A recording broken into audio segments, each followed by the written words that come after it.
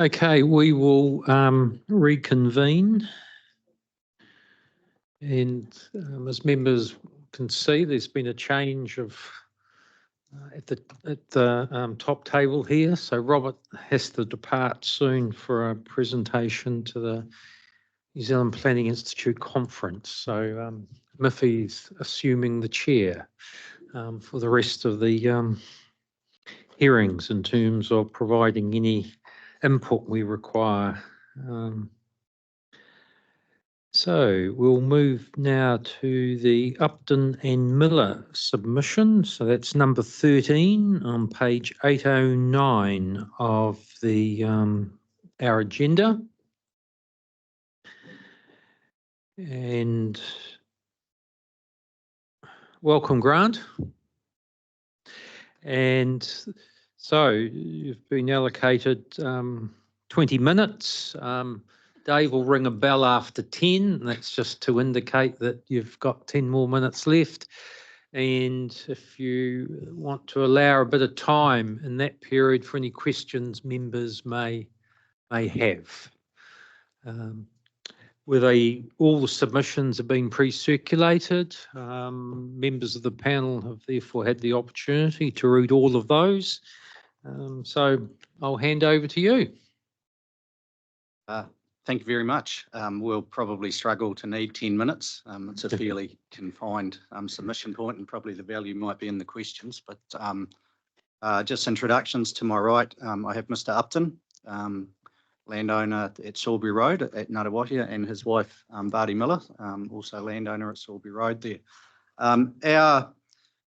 Our submission is very focused and just goes to the point about the reliability of the data that underpins the no-go and go slow areas in the strategy. Our concern was that, focusing on the Upton property as an example, that the spatial mapping of those areas was of a scale that, to begin with, was hard to really discern what applied where on the property. But then with the assistance of Miffy, when we were able to drill down a little bit more into that, and we saw the data that was there, and which was then ground truthed by Mr. Upton and Ms. Miller, it made us realise that there was a lot missing, and the value of ground truthing.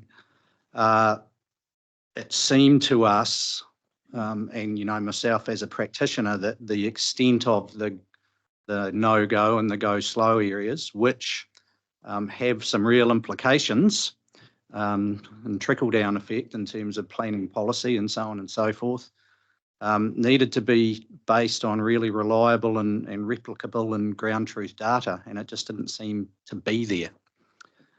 So there are examples, as you've seen in the presentation, of ground truthing information that Mr. Upton has produced, and I'll ask Mr. Upton to talk to that just in the very near future. But it seems to me that there's a lot of data out there, and I appreciate that this group is probably on the horns of the dilemma of this as a regional spatial plan, and how refined do you get at this point. But it seems to me that lines in future-proof matter, especially when they say no-go or go slow. And it seems to me to be beholden on this group to do as much research and draw on as much information as is available to make sure those lines are accurate. Now, we realise that this is a regional spatial strategy, and the reality is that you're not going to be able to ground truth and perhaps draw on data for every square inch of land in the spatial strategy area. No one would possibly suggest that's realistic. It might be if you had an unlimited pot of money, but no one does. But certainly around the edges of the towns, where where this sort of information and decision making becomes very important, in the hotspots and the growth areas, we think anyway that there should be a really strong effort to draw all that available data together get some ground truthing going and done, and make these lines more certain and reliable. So I've used 3.5 minutes. I'll now hand over to Mr. Upton, who can take you through the next couple of, well, maybe the first slide and the next couple, which show the features more specifically to the Upton property on Salisbury Road as an example of what we're talking about. Okay, thank you. Mr. Upton. Thanks, Grant. And just to pick up Grant's point that the lines matter, if you don't have no-go or go slow, a district council is entitled to interpret that as go. You know, if you say there's nothing there to worry about, well, that's a good spot to move into. And when I came to look at the maps, and Miffy Foley very kindly helped us drill down into them, I was stunned by what I couldn't find. And I think that's really I just want to show you I want to talk to these two maps and show you a couple of pictures so that you get a real feel for it. No one's ever come and talked to me about this. So when somebody says, oh, by 2070, your property is all going to be housing, it's suitable. Well, have you ever looked at it? Have you ever talked to me, but have you ever looked at it? Well, I thought I would find stuff on the maps which might cause you to think twice about some of this, but I couldn't. Now, if you look on the right-hand side, that's the underlying information that's available to me as a landowner, being told that, you know, this is how you fit into the scheme of things for spatial planning.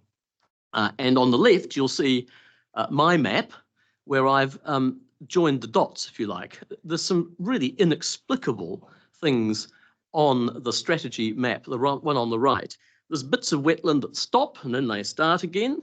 There's blue lines, dark blue lines, not the light ones, but dark blue lines, which I can make no sense of. They bear no relationship to anything. They're in the middle of perfectly flat paddocks. Obviously, the topography is missing, and some of the topography is remarkably steep. And then there's all the wetlands that I've actually fenced and we're slowly recreating. There's a lot going on there from an ecological point of view. And there's a lot of biodiversity. We've actually done, if you wanted to find it, the information's there. We've done eDNA on both sides of the road. That's all on a database somewhere. So there's plenty to find out. Our most prized biodiversity are dab chicks, waiwaya, which are, it's only 2,000 breeding pairs or so in New Zealand. So we're very pleased to have those on one of the lakes. But this is all stuff which, okay, at a certain point, it's just too fine-grained for you to put on a map. But if you're going to say, oh, look, this is a perfectly suitable area for urban expansion, you need to know what you take up. I mean, there's a residue, of course, always that you can do something with. But at the spatial level, is this the direction you'd really want to move in? Can I just show you just a couple of slides with some pictures to make the point? Just before we move the slide, though, you see the purple line going around the top of the left-hand map. That's the gully system. This is the last major gully system to reach the Waipa before it reaches the Waikato. So it's not a big subcatchment, but it's a very deeply incised gully system. And I'd just like to show you what happens to it. If we can move to the next slide. Oh, yeah. I mean, as you know, the Waipa is not controlled. There's no stop banks or anything. So when the no, can we go back, please? When we go, yeah, when the Waikato can't take any more, the Waipa just rises and rises and rises. And this is just in the last couple of years. This happens every year to some extent. There was a lot of rain this time round, but it is an absolutely impenetrable and deep moat. And it runs about 1 kilometre back from the Waipa. I own 2 bits of this wetland, this gully system, and there's other landowners who own bits in between. It's like most things in New Zealand, you know, the planners must have come out from London or something and drawn lines on maps, and it makes no sense in terms of topography. And I have to say, you are the descendants of this. People are still drawing lines on maps on the basis of stuff that bears no relationship. But you can see just how the one on the left is where it meets my property about 1 kilometre best part of a kilometre up from the Waipa, and you'll see a swale coming down. That's the last development in Narawa here, about 25 houses gone, and big swale there. And, you know, that's all approved by the regional council as being just fine, with a sort of a 10-year horizon in mind. With 100-year events and so on, this is not going to be adequate. You put more urban in here, and you are simply going to have more impermeable surface, big rainfall event, you're pushing a whole lot more water much faster into the system. These are all things to think about. So that's on the sort of the negative side, if you like, that's the sort of the flooding. But if you just go to the next slide, and then I'll stop talking and you can ask some questions. These are just 4 pictures of different sort of biophysical features on our property. The left-hand one is particularly interesting. It says Paleo Lake.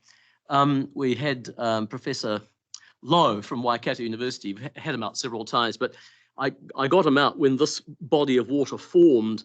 And it's really interesting. It's one of these lakes which was probably before European presence. It was a lake, and there's a bit of drainage at one end. But this, it's marked, I have to say, on your hazard maps as an area which would get half a metre in an extreme rain event. I tell you, it certainly gets the half metre, and it fills up quite quickly. But that's the sort of land this is. This is perched up in the hills. And it really fills with water. And then the second two, to the middle left and middle right, these are wetlands which I've been creating over the last few decades. But these have all been fenced off with a rather generous margin. You'll see on the left-hand one of those, there's a very, very steep hills facings, and we've been trying to fence off the really steep stuff because it's impossible with stock to stop sediment getting down. Should never have been taken out of trees, but it was a century ago. And that's all recovering very nicely. And then on the far side, this is on the south side of Silbury Road, again, it's really weird. 2 bits of this huge wetland system are marked, but not the rest of it. There's a very, very big wetland system. About 90% of it's on our place. And the floor of it in many places is pure native grasses. They've come back since there's been stock exclusion. We're planting thousands of trees through there. So all of this is interesting stuff. And if you were going to do spatial planning and say, yep, this is a great place for residential development, you at least need to know this is here. And I think this is fundamental. I know it's about money. It's not necessarily new info. It is a question of integrating existing data and ground truthing it. So we would like you, please, if you're going to go down the track of putting stuff in future-proof maps, please to ground truth it and talk to us and decide whether this really is where you want to go. So that's it. And if you've got some questions, Bardi and I are very happy to answer them. Okay, no, thank you. So I open it up. Members, any questions? Just, I have one in terms of, Dave, if you can go back to the previous, the next one. First one. This one, yeah.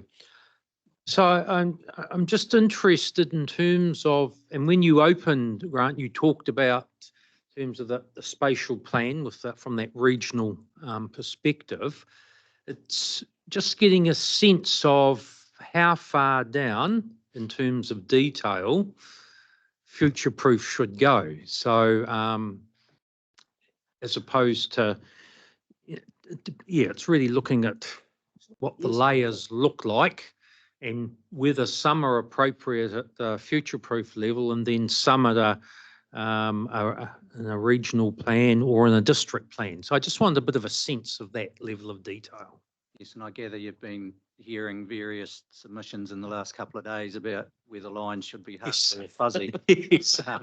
depending on where you are and who you are, perhaps. But I certainly think that around the margins of these growth areas, you know, around the towns and so on, and maybe industrial nodes as well, the lines in future proof need to be very well researched and fairly tight. The reality is the lines in future proof matter. That's why you've been here for 2 days listening to people say, bring us in. We're saying something else in this case. We're saying, actually, this area for the next 30 years is not suitable. Don't go there. So I think it starts here, especially in those hot spots, those growth areas. Yeah, and just to add to that, I mean, I completely agree with Grant on this. I mean, the closer you are to where these boundaries are going to be, the more you need to know. And these choices matter. Now, Ngaruawahia is, it's an interesting town because it's straddling two rivers at a confluence. It's running up against the Hakarimatas behind. It can't move that way. So there's a constrained bit between the Waipa and the Waikato, which is where we are. And then there's quite a lot of sort of expansion potentially to the east. So if you go in one direction, you might not need to go in another. And so you need to ground truth. Well, which is the best direction to move in? Now, we haven't raised this here, but my own view is that I agree with the District Council, which says it doesn't want ribbon development and it doesn't want everything to join up. And I think you got to draw a line somewhere between Ngaruawahia and Hamilton. But what you do when you put a line here, I think you entitle the District Council to say, yeah, okay, look, the future-proof. They're not concerned. I think we could do such a good job with spatial planning if we had the information at these close points. You move 5 kilometres from here, 10 kilometres from here, you don't need a lot. You don't need a lot, but you need it here. So just my final question in terms of, we've got what's in the current or the draft strategy and then the actual features. So those actual features, were they then completely ground truthed, or did you actually draw, because you referenced engagement with Miffy earlier on, did you draw down on some of the information that the Regional Council already held? I just wanted to get a bit of a sense of that. No, it wasn't there. Okay. And this is the point. That's why I produced that really rather detailed map for you, which we traced onto your map. Like I say, your map, the Regional Council's map, and we've given you there the basis for something. But I would say, don't trust me, ground truth it. I mean, do it properly. I'm very happy to help. I mean, I'm told that there are lots of landowners who don't want the Regional Council anywhere near. I don't want to know what's there. Well, I'm in totally the opposite camp. I want you to know exactly what's there. It really matters. We actually, just to add to that, we started off with the sort of region-wide go slow map and couldn't make head nor tail of it, to be honest, in terms of what it meant for this property. So we came in, saw Miffy was helpful. We got these further layers and that was it. So then we thought, well, we've got to do this ourselves and drill down from there. Okay. Deny it. Kia ora, Chair. Tēnā korua, o koutou. I'm just, when you've referred to lines, are you talking about meets and bounds that needs to be done correctly so that you have instead of a cadastral mapping, you're going to have a layover that's going to give clear indication of what you're referring to. And it's usually called meets and bounds. It's not called by lines. What we're saying is that the extent of the no-go and go slow layers need to be much better informed by data, because it's a layer, it has an edge, there's a line somewhere. So we're simply saying, gather all the available reliable data you have before you finalise lines that are going to have a very long-term implication. Yep, that's clear. Yeah, so you do require a meets and bounds that'll give you a better legend of understanding. Meets and bounds are information that you draw up to create a map. Sure. That's what meets and bounds are. Yeah. That's what you're looking for, aren't you? Yeah. Okay, thank you. And I would welcome, maybe you could help me. I would welcome talking to whichever hapu has a particular whakapāpas to this area here, because we know there was a hinaki pulled out of this big gully system, which is now at Te Papa, not Te Papa, the Waikato Museum, and this was an important place close to the confluence of the rivers in Te Ngaruawahia. Now I've only got the knowledge of 3 generations on this piece of land, and that only spans slightly less than a century. But there will be knowledge which goes back a long way further. That's also interesting, and I haven't been able to put that on that map. Yeah, thanks for raising that because we restored that hinaki and put it in place. So yeah, Yep. we can help with that. Yep. Kia ora. No further questions? Thank you. I think the point's well made in terms of for our consideration. Very good. Thanks very much.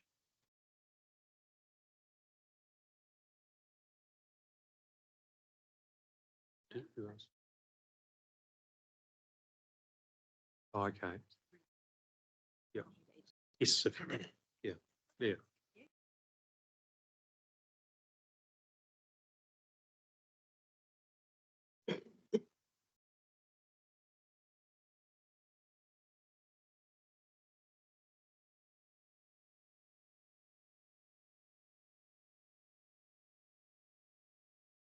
Okay.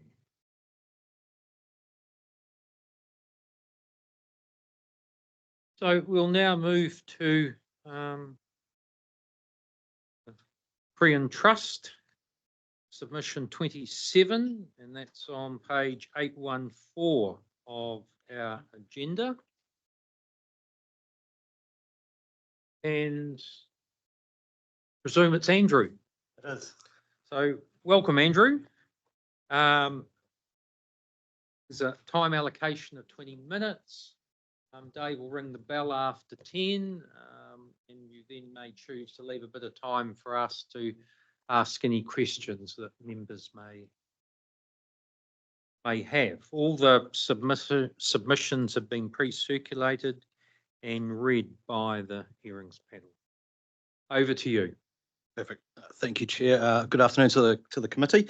I'm Andrew Wood. I'm here representing Korean Trust, who have a relatively small land holding in Matangi. They're a landowner who is wanting to be involved in the process as it relates to, interesting segue, lines on plans, and just the knock-on effect that they have, for better or for worse.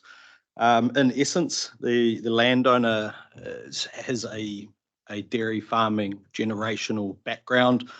They're retired and they own about 8 hectares of land in the vicinity, which previously straddled urban limits defined maps by both the district council and Future-Proof in previous iterations. So their time slot today is allocated with trying to voice the understanding of what the lines on plans mean from their perspective. They don't have an aspiration to develop. They just want to know what the options are to proceed in future. At the moment, as it stands, any kind of development is effectively prohibited unless it's a productive rural activity. And the opportunities for productive rural activities on that size land surrounded by 10 landowners of lifestyle block size is quite limited and constrained. And they've delved into that a little bit with the previous Waikato proposed district plan hearings in regards to some professional advice in the agricultural and horticultural space. And upon reviewing the recent Future-Proof draft publications have just recognised that there's some lines on plans that used to be in Future-Proof that are now no longer in Future-Proof. So the knock-on effect for them is just uncertainty in terms of what the land holding means. What is an urban limit? When does it apply? They don't have any desires to do urban development, but they do see a time and a place for rural residential development. I know historically, in my experience, it's often a bit of a naughty word in this future-proof and growth sense. But when you're pushed against a wall and there's literally no other suitable viable options after seeking appropriate advice, it's just understanding where the future could be in that scenario where you've got high class land, a lot of landowners, physical boundaries. You were once in a growth area and now you're not. So what does the future entail?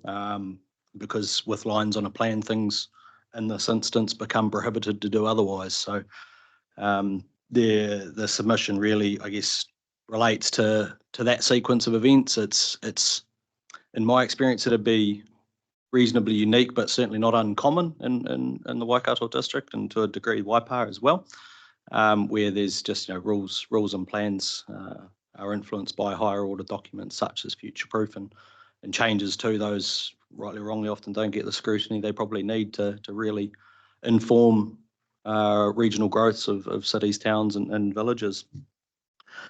So there's no desire to have urban development on the property. There's no infrastructure in Matangi. That will be reviewed at one point in time by, I'm sure, many other people, if and when that occurs in partnership with regional wastewater strategies in particular for the village. But the conclusion is really just to have a voice today to this forum, to understand that rural activities are not productive on this land. They can't be productive on this land in any suitable manner, in their opinion. And so I just want to, I guess, cast the net a bit wider into lines on plans and what they do and don't mean. And in the current context of the draft future-proof document, they mean anything other than rural productive activities is prohibited. So that's all I've got on behalf of the trust today. Apologies from them being unable to attend in person. Okay.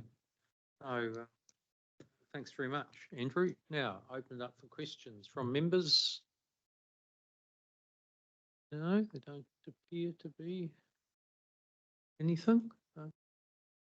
Thanks very much. Brilliant. Thank you. Enjoy the afternoon. Thank you.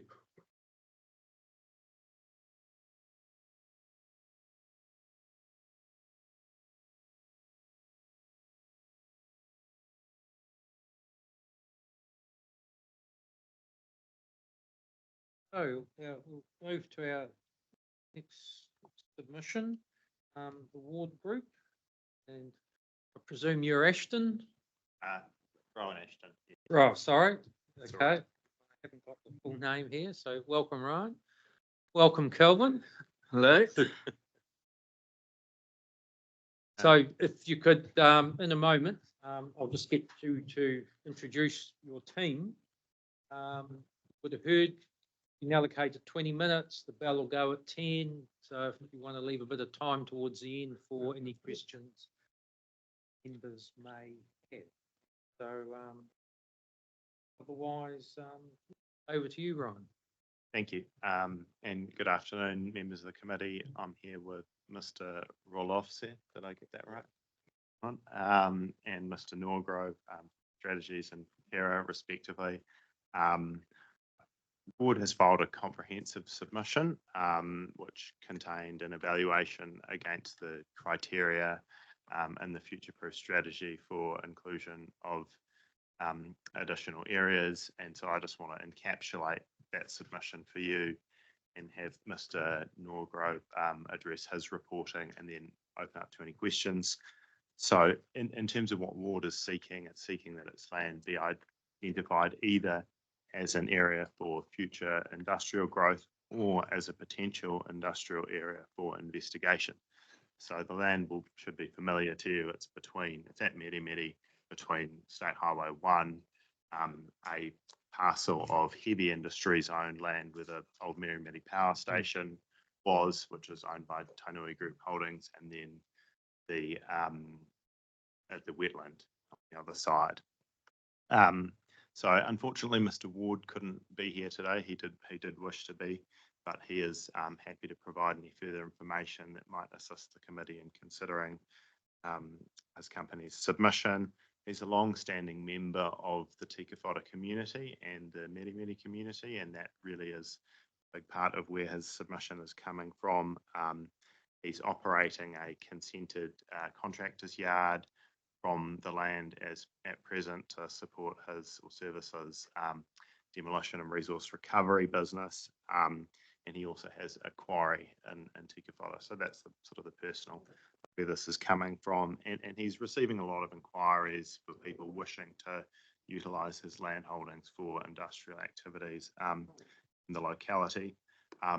Finally, in this regard, he does see a real benefit for the people and communities of Meremere and Tika Whara from the sustainable employment opportunities that industrial development in this area would enable.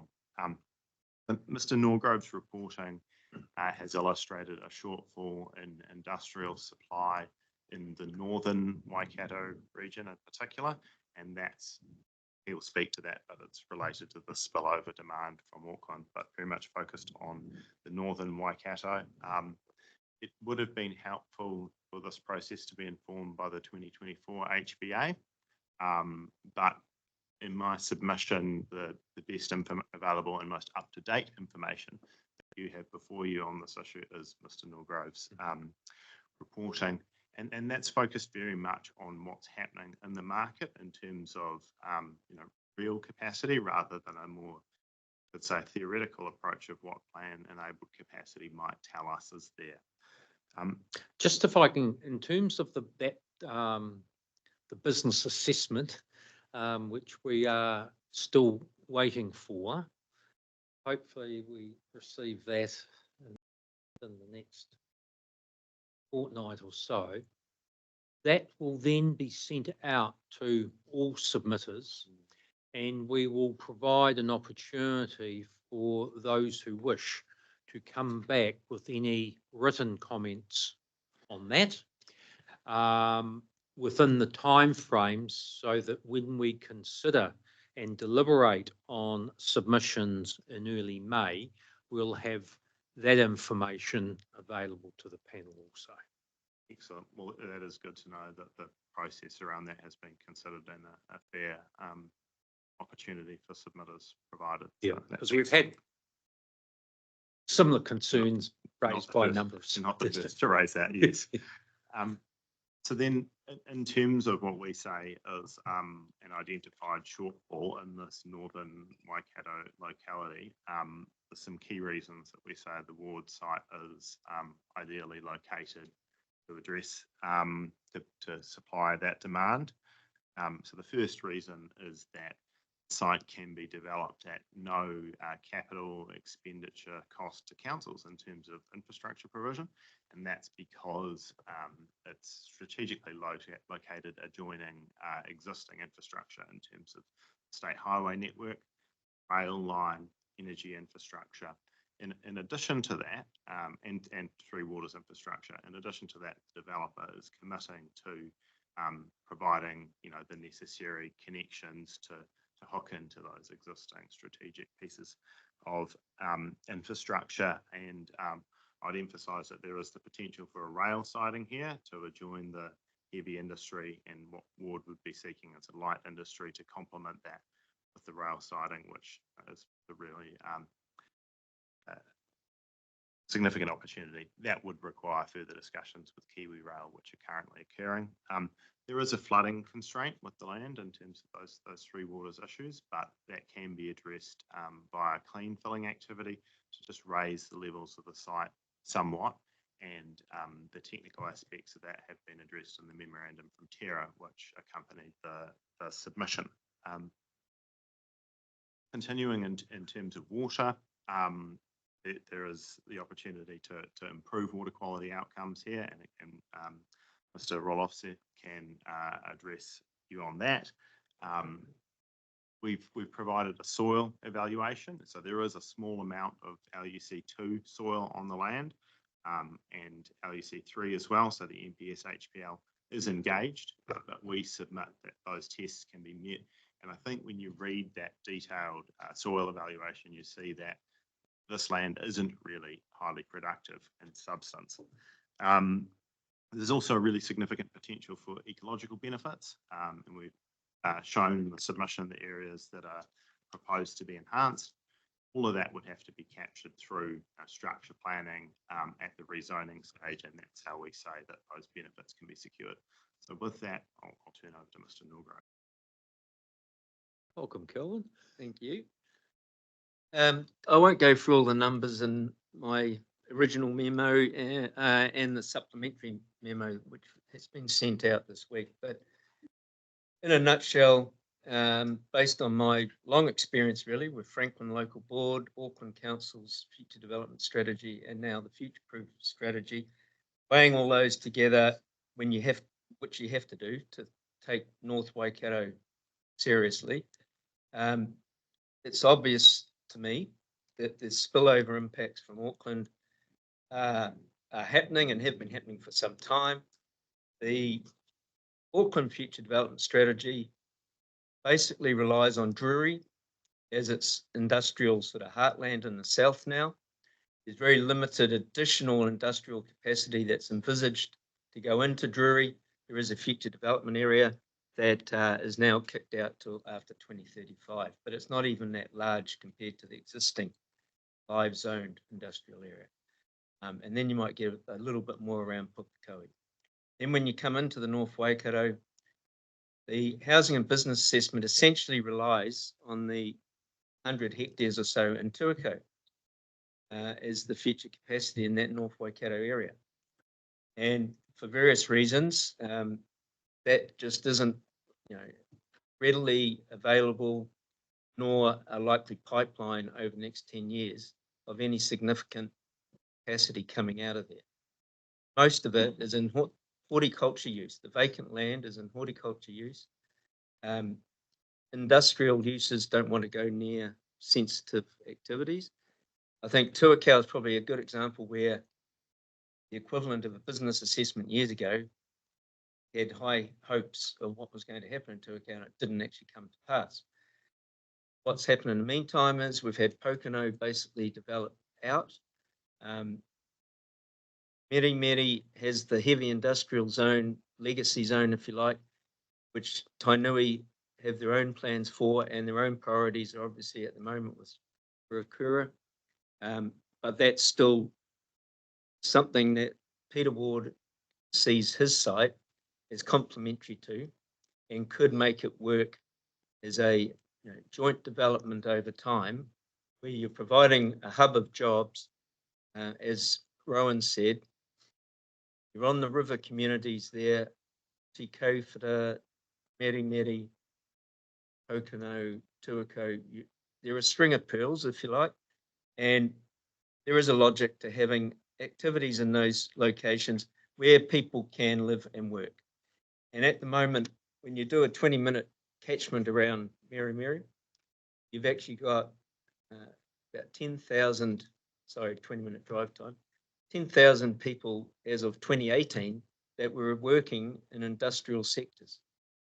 So there's already a lot of relatively short travel, but to jobs in those towns, and obviously into Drury now. And I've heard it not just from Peter, but many others, manufacturers, warehouse operations, freight logistics. Their workers are leaving Auckland for affordable housing. Peter's own workers increasingly have shifted out.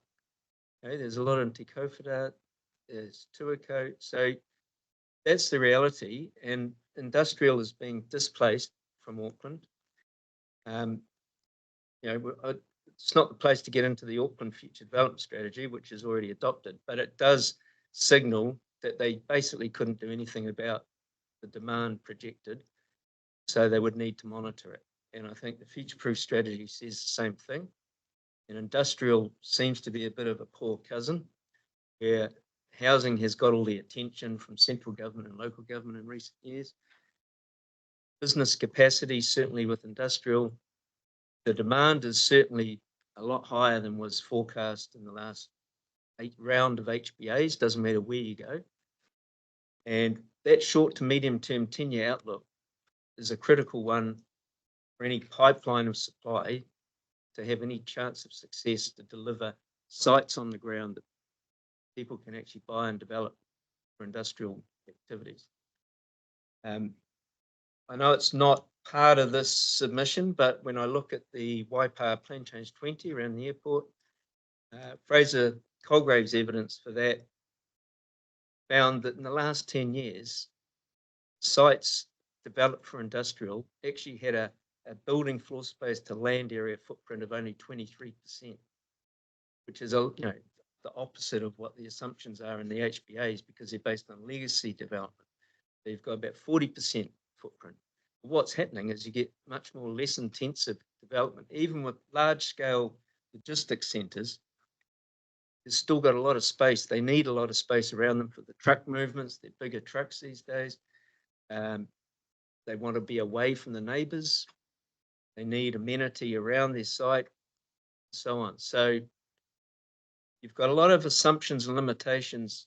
And I think, to be fair, the business assessment, housing assessments make that clear that they're just a modelling base, they're a reference point, but they're not the whole answer.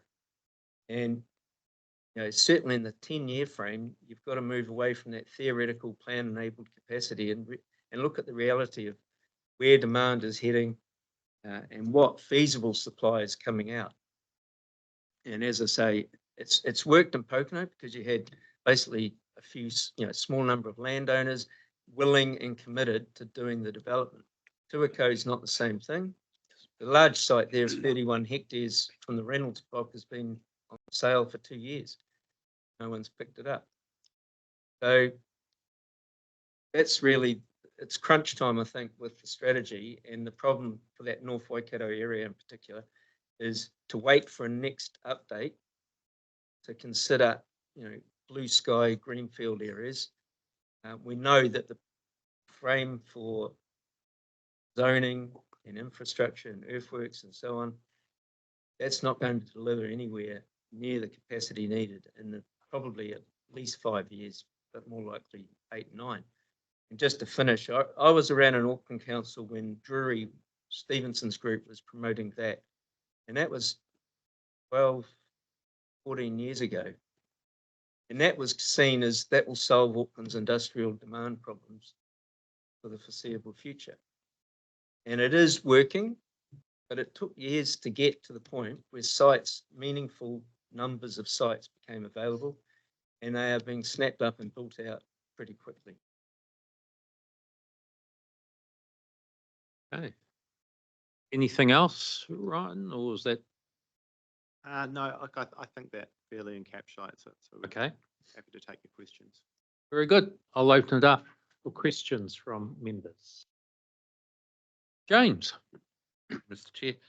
Yeah, that was interesting reading, that was for sure. I know talking about and it's not modelled in the flood risk, etc. I noted that, and you can say that unless I've got that block wrong, and I probably possibly have, that's a bit that's been planted in maize that has been underwater for quite a. And I appreciate that we've had a very wet year.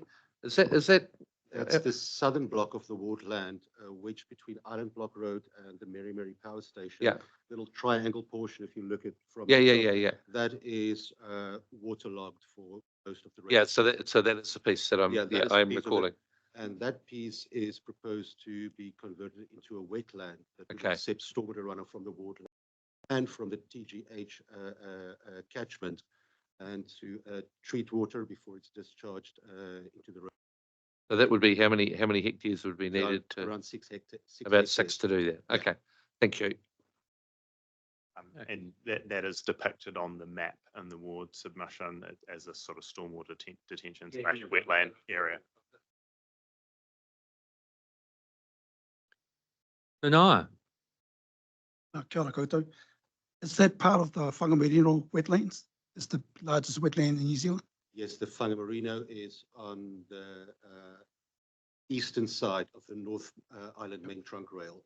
And part of the ward proposal is to extend the Whangamerino onto his property. Okay. You will see there's a northern block, Oram Road, and a portion there is proposed for ecological protection and enhancement, and also water treatment. And on the eastern side of the railway line, also wardland, and that's also proposed for extending the Whangamerino wetland. So how that would align with the Reservation Act?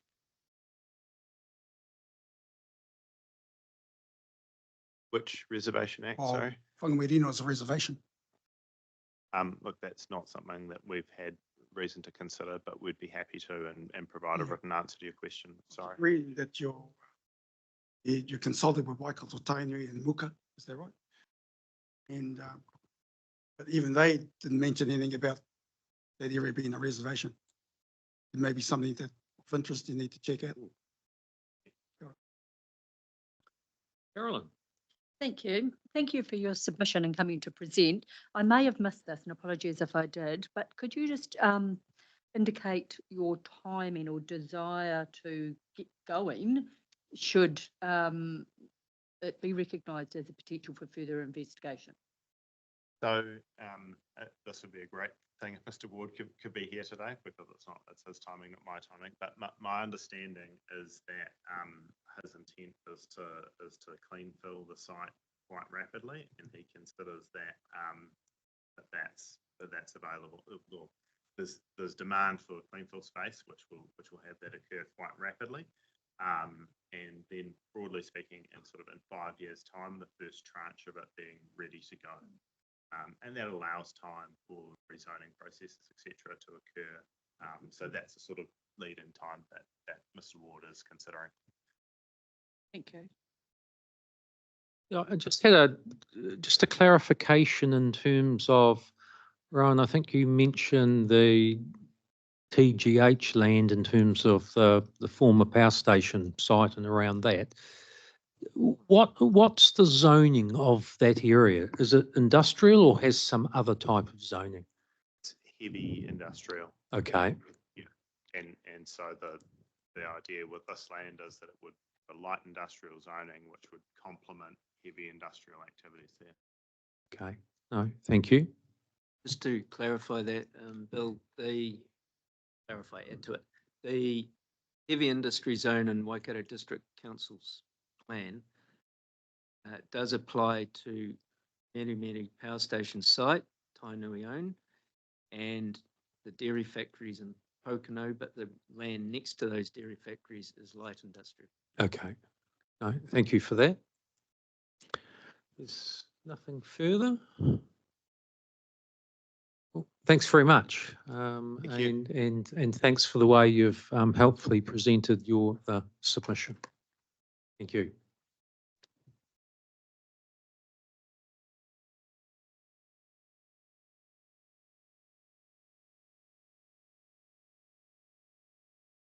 Okay, so our final two presentations will be via Teams. And our first one is from Transpower. And Rebecca, I think you're online. Yes, you're online. Welcome. Can you hear Welcome. me? Yes, we can, very clearly. So you have 20 minutes. We'll let you know after 10, just so that you can, if you wish to provide some time towards that last 10 minutes for any questions that members may have. All of the submissions have been pre-circulated and read by members of the hearings panel. So on that note, I'll hand over to you to take us through the Transpower submission. Thank you, sir. I'm glad I was 10 minutes early because you turned over to me right the second that I joined. So I'm glad to be able to be here on time and thank you. keep the session moving. Tēnā koutou katoa, Chair and Commissioners, ko Rebecca Eng taku ingoa. My name is Rebecca Eng. I'm Technical Lead Policy at Transpower in the Environment Group, and I prepared the submission that is in front of you today on Transpower's behalf. Noting that my Transpower's submission has been taken as read, if agreeable with the panel, my approach today was to just really summarise the key points raised in Transpower's feedback rather than provide a specific presentation. Transpower was generally supportive of the approach and the future-proof strategy, with its interest primarily in terms of ensuring that the national policy statement on urban development requirements for FDSs have been addressed insofar as those are relevant to the national grid. So you have there in front of you that Transpower is the state-owned enterprise that owns, plans, maintains, upgrades and develops the national grid, which is the high voltage electricity network for New Zealand.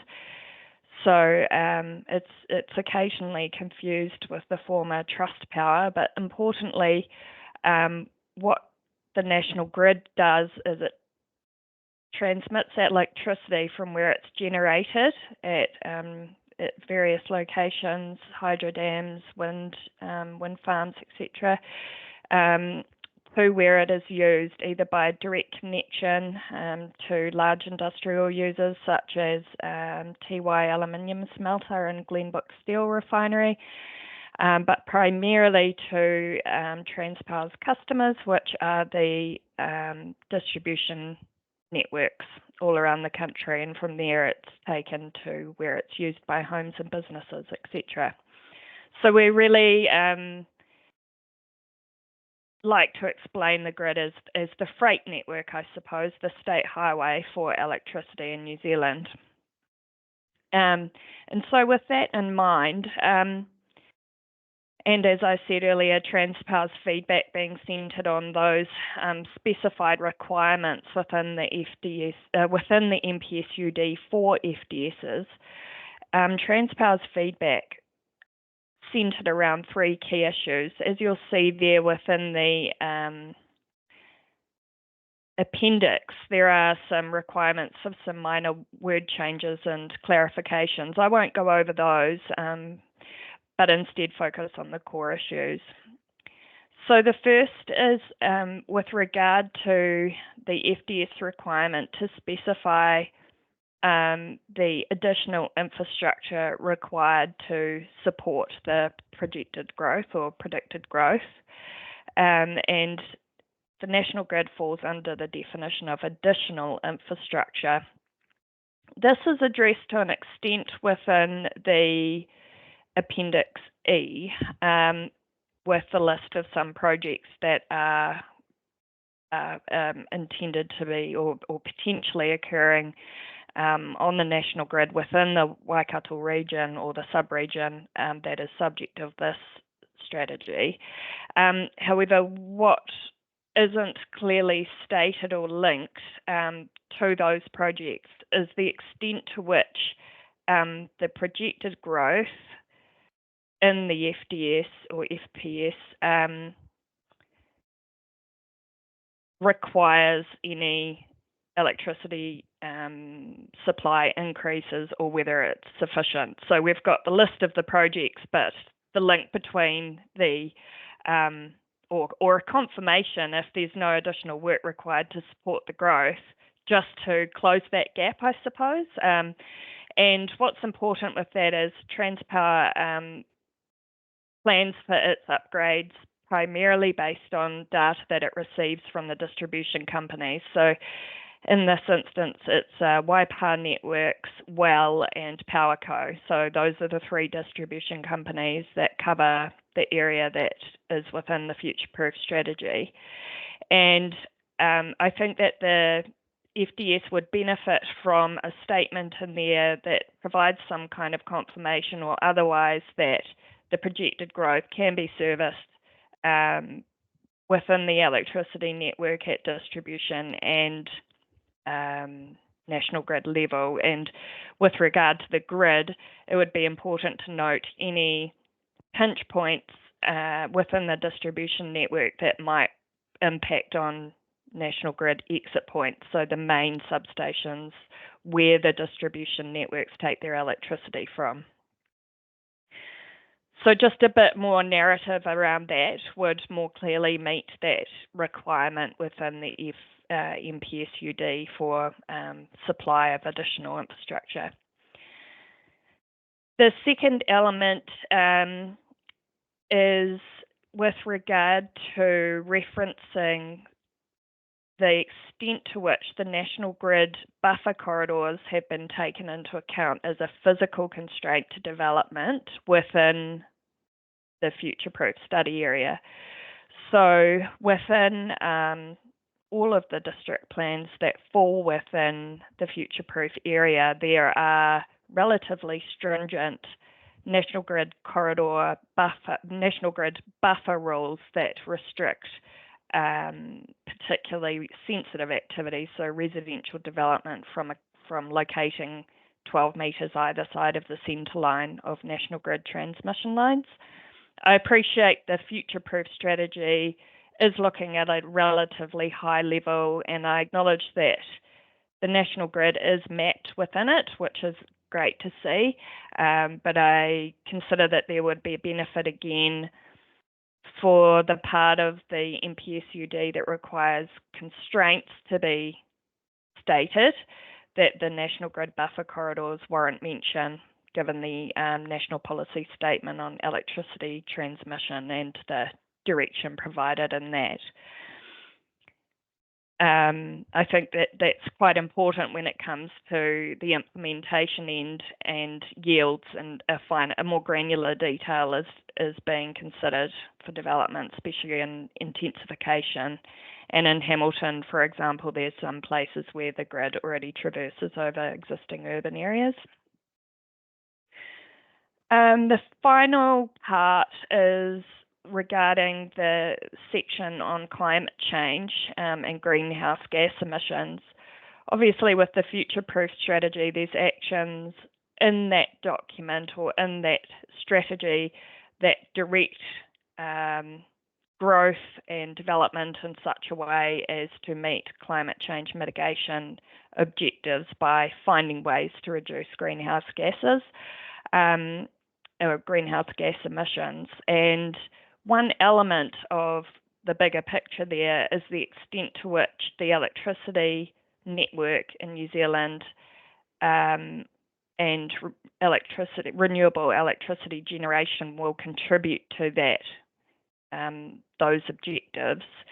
And to that end, Transpower's been seeking in all the FDSs that there's a statement that while the existing National Grid lines are mapped in these documents, it's important to acknowledge the role that the transmission network will play in the future in terms of electrifying the economy to meet carbon zero aspirations.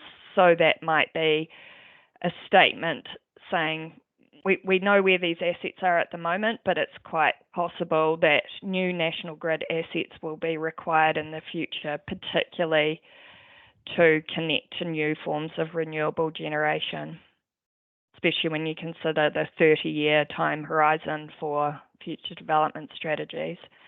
And I've suggested some wording to that extent in Appendix A of Transpower's feedback. So those are the three key points that I am grateful to just hone in on today, and I'm happy to take any questions that the panel may have on Transpower's submission. Okay, thanks, Rebecca. I'll open it up from questions. Angela. Yeah, thank you, Chair. Thank you, Rebecca, for your submission and your presentation. Just had a question around the electrification and decarbonisation of transport. Where do you see Transpower fitting in with that? In terms of decarbonisation of transport in particular? Yeah, so for, say, for the Hamilton bus fleet, and, you know, obviously the uptake of EVs. Yeah.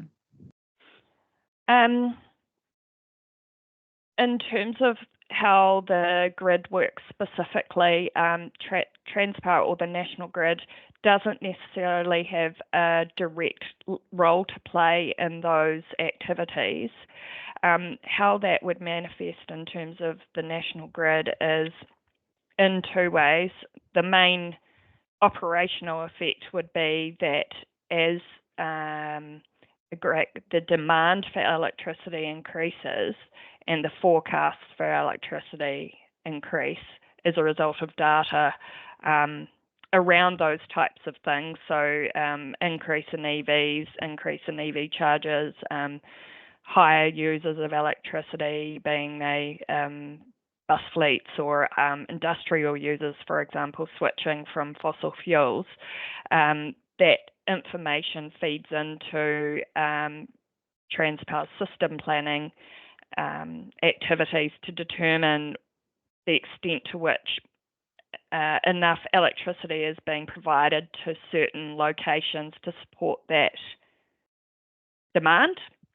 So it would rely on the information from potentially direct connect customers, but primarily from the distribution network companies who would have a better idea of where certain demand sources come from and therefore tell us how much more electricity is going to be needed or how much more juice needs to come through the wires to be able to support electrification of transport, for example. And the generation networks or the generators have a significant role to play in that as well. So Transpower itself might make predictions as, I guess, as a responsible owner of the national grid and a state-owned enterprise. The organisation does a lot of work on predicting change and forecasting how New Zealand might respond to these things, but it can't necessarily direct or literally respond to change in that way. It can only do its part within the network constraints that exist. Does that make sense? Yeah, no, it does a thank lot you. of thought Thanks for work. clarifying that. Yeah, there's a lot of thought work on the matter and leading the industry, but in other respects, we will make changes to the network to support what's needed.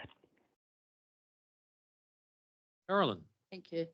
Thank you for the presentation, Rebecca. I just wonder, you speak of conversations you've had with Well, etc. Have you initiated dialogue with North Waikato counties? Usually, yes. I just actually realised when I was saying that I might have missed counties out of I checked the map before I came to check. But yes, we in all transmission planning for the entire country, we are in close conversation with all of the network the distribution companies to inform our planning, so we don't miss anyone out.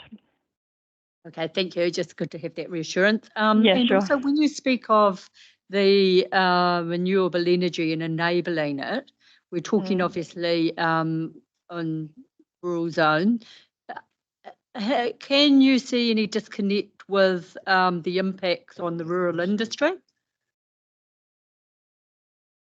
Do you mean the impact of new transmission assets on rural industry, or? Yes, well, renewable energy, when I'm talking, wind farms, solar farms, and what the impact that may be on essentially food production.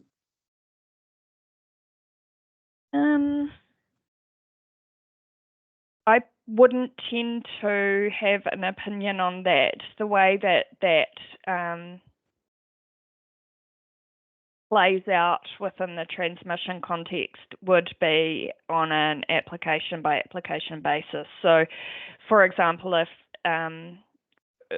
Transpower doesn't generate electricity at all, so I would set aside any consideration of impact in that regard.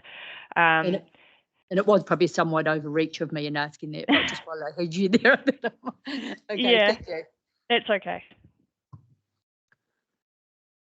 There are no other questions. So thanks very much, Rebecca, for that presentation and the clarity that you have outlined matters from a Transpower perspective. So thanks very much.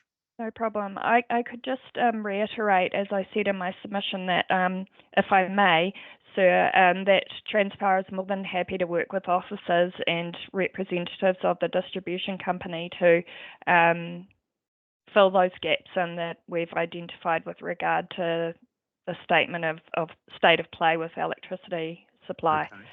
So just to reiterate that offer, we're here to assist wherever needed. Thanks very much. We have a number of staff and partnership people in the room. So they've heard all of that. So if they need to, they'll certainly make contact. Thank you. Kia ora. Thanks very much. Bye. Bye. So We'll now move to Bathurst Online. We've Not got an yet. email back, but Yep. they're on the way. Okay. I was going to come to that. Just while we're waiting then for Bathurst. So there's currently 2 dates in the diary, the 1st and 2nd. And just having a quick chat with Miffy, and it may be the 1st of May becomes a workshop, and then the formal meeting being on the 2nd.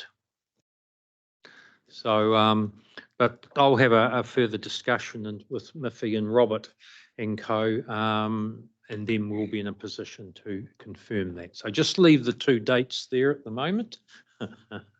And Linda will then be in touch in terms of confirming that.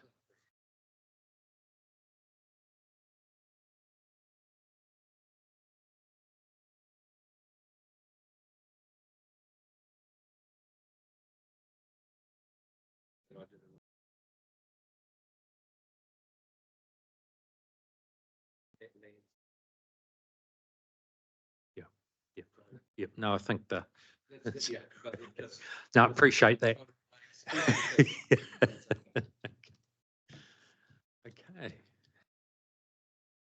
So we'll now move to the Bathurst Resources submission. And Craig, welcome. And thanks for coming online a wee bit earlier. We've been, which doesn't always happen, but we've been a wee bit ahead of schedule. Oh, good afternoon, everybody. And firstly, thanks for the opportunity and being early. That's fine. I'm ready. Okay, so you've got 20 minutes. We'll let you know after 10, and that you might like to leave a bit of time and towards the end of that 20 minutes for any questions that members may have. All of the submissions have been pre-circulated and read by the hearings panel. So Right. I'll hand over to you. Okay, right. Well, just firstly, I'm Craig Pilcher, General Manager of Domestic Operations for Bathurst. And with that, I'm responsible for the domestic operations of Takatimu Mine and Nightcaps, Canterbury Coal, which is rehabilitated at Darfield at Christchurch, Rotowaro and Maramarua in the North Island. So if you would have read the submission from Bathurst, and you probably have read my talking points. Can we confirm that? Yes. Yes. Right. So the concern for us, and obviously we've submitted on the plan all the way through on the coal mining areas and so forth. So our concern is that, well, firstly in that process that we talked about the SNAs and then the coal mining areas to be notified and once again to be made accurate because they weren't accurate. But this particular point is on the future proof, of course, and our concern is that coal is going to be required for many years to come, mainly in the steel making and the electricity sector. We still supply coal for the thermal process heat, but we are well aware that is a sunset industry. We still supply coal to that while the customers are through their transition to alternative fuels. And that's expected to take another 10, 15 years for that to happen because some of those boilers cannot be retrofitted for a wood chip or whatever. And you may have seen that some of these electrode boilers are ineffective. You would have, namely in point, Sinlay at Dunsandel, just south of Christchurch, have put 2 electrode boilers in. However, they still continue to use coal. So our concern is that the future-proof strategy includes the coal mining areas, the highly productive land. Mining is highly productive. You can see in Bathurst submission that we, per job, it's about $460,000 value per job. That includes the 3.2 to 1 ratio of flow-on effect jobs. And this will continue for some time. So New Zealand Steel are planning to use coal through to approximately 2040 and possibly beyond. They are going to halve the use of coal with the new electric arc furnace and cease importing coal, and they want to purchase that coal from us in the Waikato coalfields to reduce their carbon footprint of the shipping and transportation from Indonesia. So that's essentially what we are asking, is that the future-proof strategy reflects the importance of coal in the Waikato, the timeframes, and you can see in the submission some of those recommendations that we would request be changed in the future-proof strategy. Okay. So I'm open to any questions we've got on that. Okay. Yes. Thanks, Craig. I'll open it up. Any questions from members in terms of what Craig has presented? No, there's no questions around the table. You've been very Yes. clear in terms of the presentation, Craig. Yes. Yeah, so we're not asking for a lot. All we're asking for is to recognise that the coal is a necessary source of energy for the 20 to 30 year time frame in the Waikato. Yep. The New Zealand Steel plant was set up to use the Waikato coals. They need to have certainly a portion. Currently it's 50-50 of the Waikato coals and Indonesian coals, but they do want to stop the importation and therefore reduce their footprint as per the agreement with the government on their funding for the electric arc furnace. Okay, no, Yes. thank you. Very clear. Thanks very much for coming online to present. Bertha, certainly appreciate the opportunity. Thanks everyone and have a good weekend. Thank you. Thanks.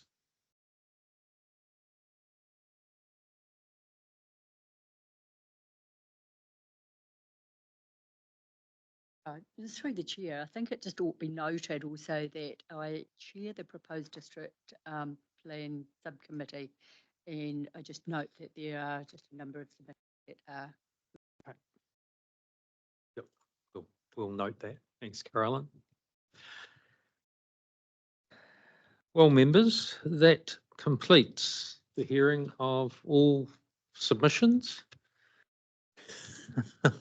And we have completed the outstanding report on the agenda, and we've also considered the staff submission. So in terms of the process forward, we've just commented there are 2 days. Staff will be in touch in terms of confirming those days and the nature of them in the 1st and 2nd of May. Liffey, have you got anything to add at this point on behalf of the team?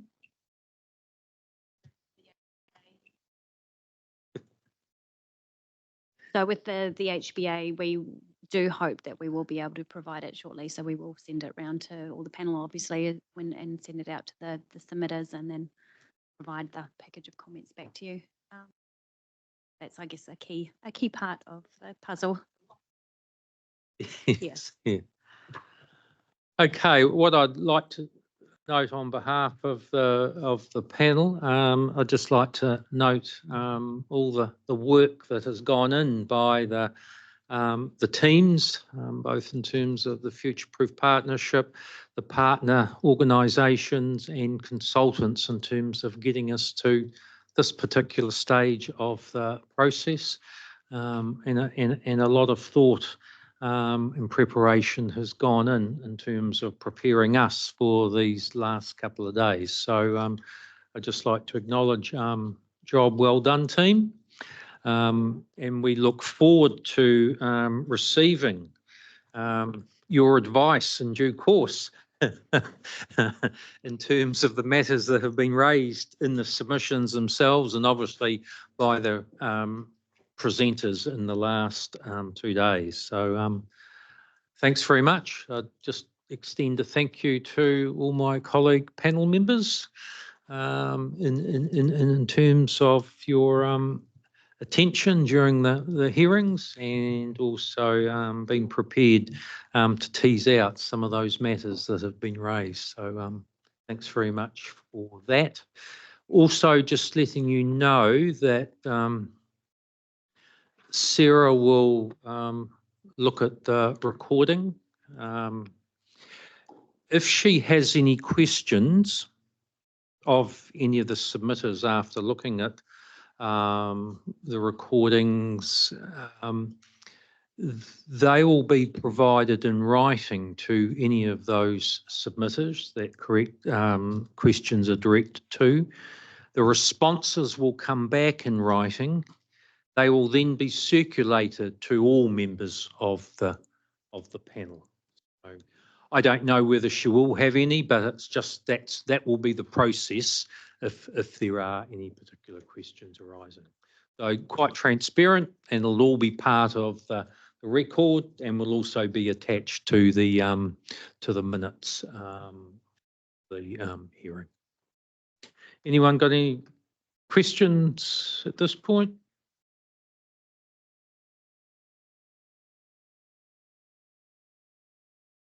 No, no, thank you.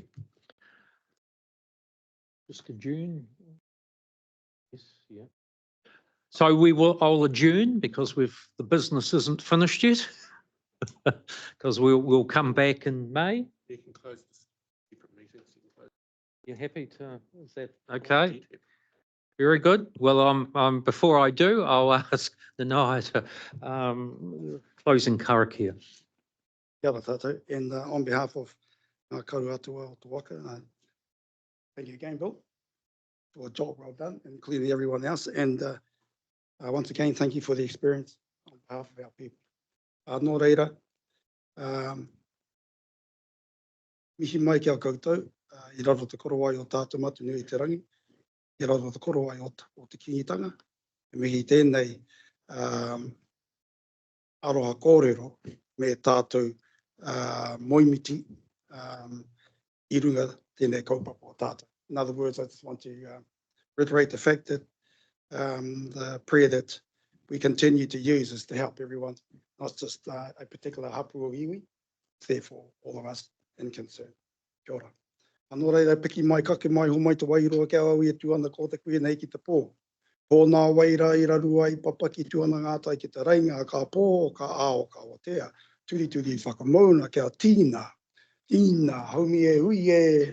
Tai ki ai. Kia ora tātou.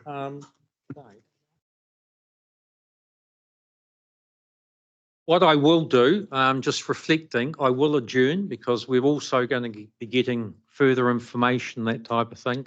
And I think that just leaves a bit of freedom as chair, and then in terms of whether we need to do any other processes in the interim. So I will adjourn till our next meeting. Thank you.